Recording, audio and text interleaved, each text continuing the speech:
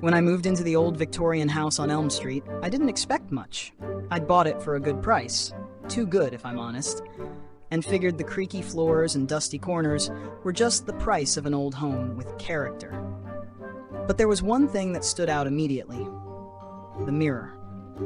It hung above the fireplace in the master bedroom, tall and ornately framed in dark wood, with intricate carvings of vines and roses. It looked far older than the rest of the furniture, maybe even older than the house itself.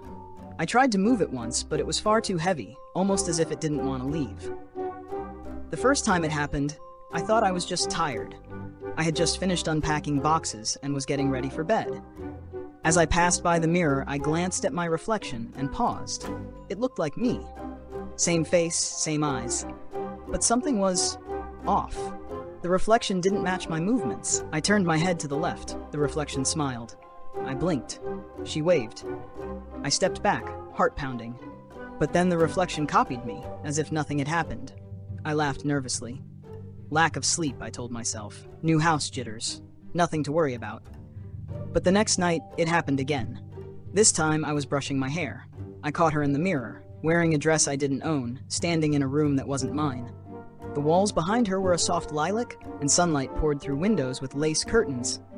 She looked happy, peaceful, like she belonged there. I touched the glass. So did she. For a second, it felt warm. I started seeing her every night. Sometimes she was reading a book by a window, sometimes dancing to music I couldn't hear. Once, she was holding a baby. My baby. She looked straight at me that time and whispered something I couldn't hear. Her world seemed to flicker around her like an old film reel, soft and dreamlike. I didn't tell anyone. Who would believe me? Then, about 2 weeks in, I started dreaming of that world. The lilac walls, the music, the baby's laugh, and her voice. Soft, reassuring, saying things I couldn't quite grasp, but that made me wake up crying. Each morning I would stand in front of the mirror, waiting, hoping.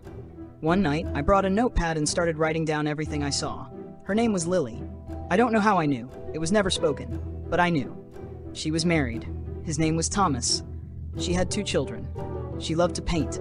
She once lived in this house, in this very room, and she had died young. Sometimes I would see her crying, her husband gone, her children grown and distant. Other nights she seemed content, curled up by the fire, reading a book I somehow knew by heart. The more I watched her, the more I felt like I was remembering instead of imagining, as if I were her, or she was me, and something had been left behind. I researched the house's history. In the 1800s, a woman named Lillian lived there with her husband and 2 children. He died in a carriage accident. She passed just a few years later, tuberculosis, they said, but her journals, they were never found, just rumors of their existence. That night, the mirror showed her painting again. I whispered, "Lily, were you me?" The image paused. She turned, looked directly into my eyes, and mouthed, "Yes." The room went cold. My hands trembled. I backed away slowly. For the first time, I truly felt like I wasn't alone. In the days that followed, I began seeing flashes of her life even outside the mirror. A lullaby would echo in the hallway. The smell of lavender would drift through the room. I found paintbrushes in the attic, wrapped carefully in linen. And once I woke with a sketch in my hand. A child's drawing in a style I'd never used, signed with a name I didn't know, Tommy.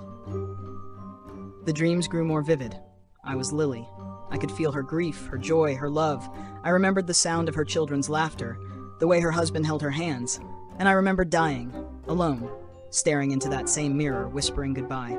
One night, the mirror was dark, no reflection, just my face staring into a void. Then I saw her silhouette. "Why me?" I whispered. "You were the only one who listened," she replied. Tears ran down my cheeks. "What do you want?" "To be remembered." I promised I would. Since then, the mirror has returned to normal. Lily no longer appears. But I still dream of her sometimes. And I've started painting, even though I never used to. When I paint, it feels like she's guiding my hand. Soft touches, familiar strokes. I found a hidden compartment behind the fireplace one morning. Inside was a diary, Lillian's diary, dated 1876. I opened it, and the first line read, "If someone finds this, if you can feel what I felt, don't be afraid. We're not so different, you and I." She wrote about the mirror, about dreams, about a future she saw in flashes, about me. I left the house a few months later, but the mirror came with me. It hangs now in my study, quiet and still. Sometimes I pass by it and feel something stir. A whisper, a breath, a memory. Maybe it's just my imagination. Maybe it's something more. But I know this. The mirror showed me a life I never lived. And yet, it was mine all the same. Midnight Whispers is a place for kindred souls. If you feel like you found where you belong, please like this video and subscribe to the channel.